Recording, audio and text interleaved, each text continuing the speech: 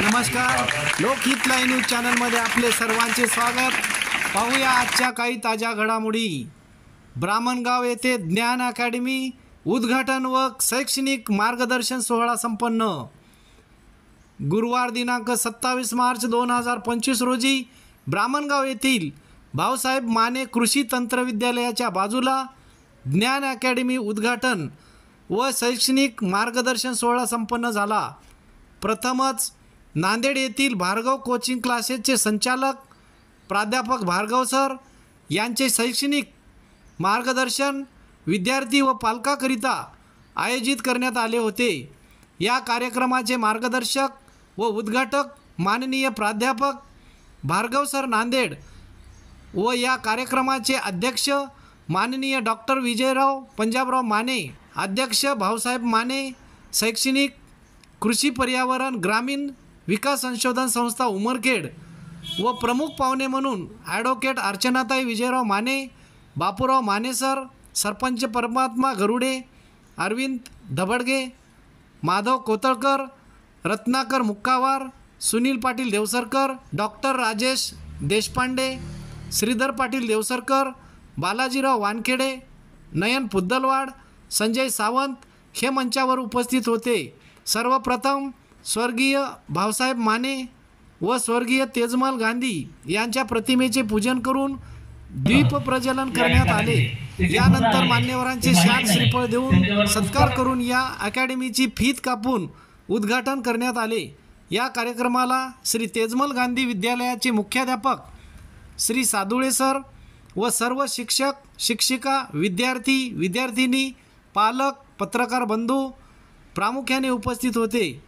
या कार्यक्रमाचे सूत्रसंचालन सुनील वानखेडे सर यांनी केले तर प्रास्ताविक डॉक्टर विजयराव माने यांनी केले.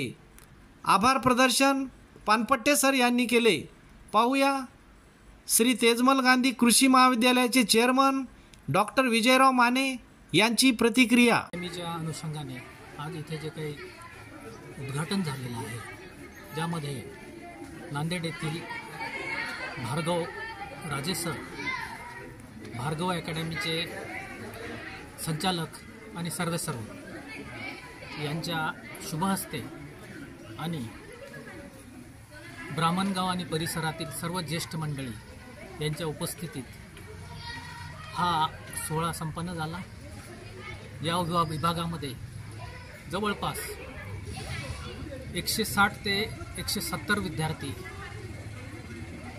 10वी पास झाल्याच्या नंतर 11वीला प्रवेश घेतात. पैकी 50 ते 60 मुलांची कुवत असल्यामुळे ते बाहेरगावी जाऊन कोचिंग क्लासेस आणि इतर ज्याची या आजकालच्या काळामध्ये अतिशय गरज झालेली आहे स्पर्धेच्या युगामध्ये.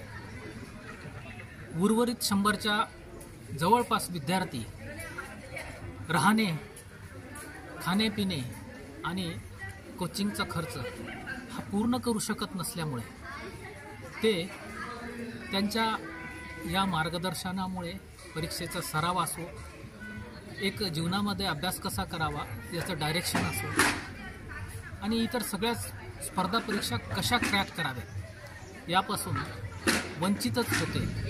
पालकांची मागणी होती तर बऱ्याच दिवसापासून आपण त्या मागणीमुळे शिक्षण त्यांच्या दारामध्ये, विद्यार्थ्यांनी शिक्षणाच्या दारामध्ये जाण्यापेक्षा शिक्षणच त्यांच्या दारामध्ये उपलब्ध व्हावं. याचसोबत मुलींची संख्या बऱ्याचपैकी आहे आणि शहरामध्ये मुली आणि मुलं कवळ्या वयातले तिथं गेल्याच्या नंतर तिथे अनेक वेगळे वेगळे मार्केट तयार झालेले आहेत, ज्या अनुषंगाने अंमली पदार्थ असो किंवा ज्या काही गोष्टीचा त्यांना मोह लावण्यासाठी शहरामध्ये अगोदरच बऱ्याच पालकांना असंही वाटतं की आपल्या मुलं दुसऱ्या काही सवयीच्या तर आरी जाणार नाही आणि या अनुषंगाने जर इथंच ती सुविधा उपलब्ध झाली तर ते बरे होईल.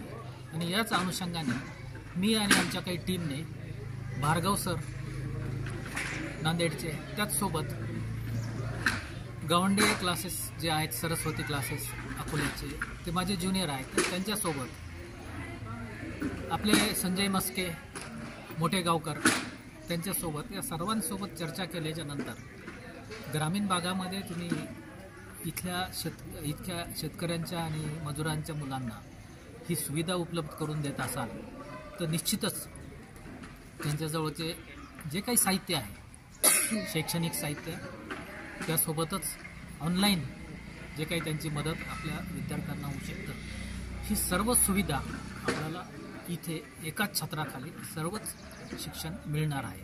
त्याचसोबत विद्यार्थ्यांनी अभ्यासक्रम कसा निवडावा, विद्यार्थ्यांनी निवडल्याच्या नंतर आपला सेल्फ कॉन्फिडन्स कसा वाढवावा, आत्मविश्वास वाढवणे आणि त्यासोबतच आपल्या आवड असलेल्या म्हणजे इंटरेस्टच्या विषयामध्ये गेल्याच्या नंतर आपण जास्तीत जास्त तास काम केले तरी आपण थकत नाही आणि न आवडीच्या याच्यात केलं तर कमीत कमी वेळ जरी दिला तर आपण थकून जातो. त्यामुळं विद्यार्थ्याची आवड आणि निवड हे फार महत्त्वाची असते.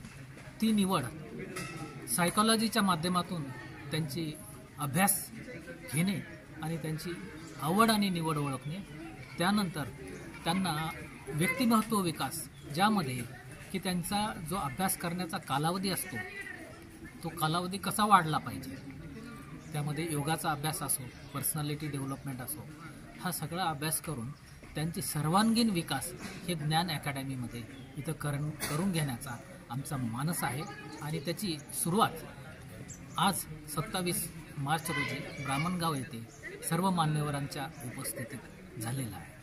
पालकांनी या ज्ञान अकॅडमीचा उपयोग करावा आणि आपल्या पाल्याचं भविष्य घडवण्याचा प्रयत्न आपल्याच इथे करावा. धन्यवाद. 10-15 वर्षापूर्वी रस्त्याची जी परिस्थिती होती ती आणि आजच्या परिस्थितीमध्ये प्रचंड फरक पडला. म्हणजे पूर्वी नांदेड होती यायला कमीत कमी 3 ते 3.5 तास कमीत कमी लागत असतील, पण आता फक्त 1 तासामध्ये आपण इथे येतो. नागपूर मुंबई जास्तीत जास्त 8 ते 10 तासामध्ये आपण पोहोचतो. या सगळ्या गोष्टी प्रगती आपल्या देशाची आपल्या भागाची होते आहे त्याच्यामुळं शक्य होत आहे. त्याचबरोबर AI असेल, इतर जे काही तांत्रिक संशोधन असतील त्याच्यामुळे जग सुद्धा जवळ आहे. म्हणजे कशा प्रकारे CBSE शाळांची संख्या फक्त 4% आहे. 96% शाळांची जी संख्या 1% शाळा आहे ICSE IB बोर्डाच्या. CBSE पेक्षा पुढचा बोर्ड ज्याला आपण म्हणतो तो आहे ICSE आणि IB. ठीक आहे. बाकीच्या 95% शाळा या त्या राज्याच्या. बिहारमध्ये बिहार बोर्ड चालतो, राजस्थानमध्ये राजस्थान बोर्ड चालतो, महाराष्ट्रात महाराष्ट्र बोर्ड चालतो. हा पहिला भाग. दुसरं जे आहे अभ्यासक्रमाच्या बाबतीमध्ये आपला जो 9वी आणि 10वीचा अभ्यासक्रम आहे तो अभ्यासक्रम आणि CBSEचा अभ्यासक्रम हा जवळपास 80 ते 85% पॅरलल आहे. फक्त धडे मागे पुढे. आपल्याकडे 9वीला धडे CBSE साठी पण 10वीला आहे, CBSE मध्ये 10वीला आहे, आपल्याकडे 9वीला आहे. पण तुम्ही 9वी 10वी व्यवस्थित शिकला तर तुमचं ते कव्हर होऊन जातं सगळं. ठीक आहे.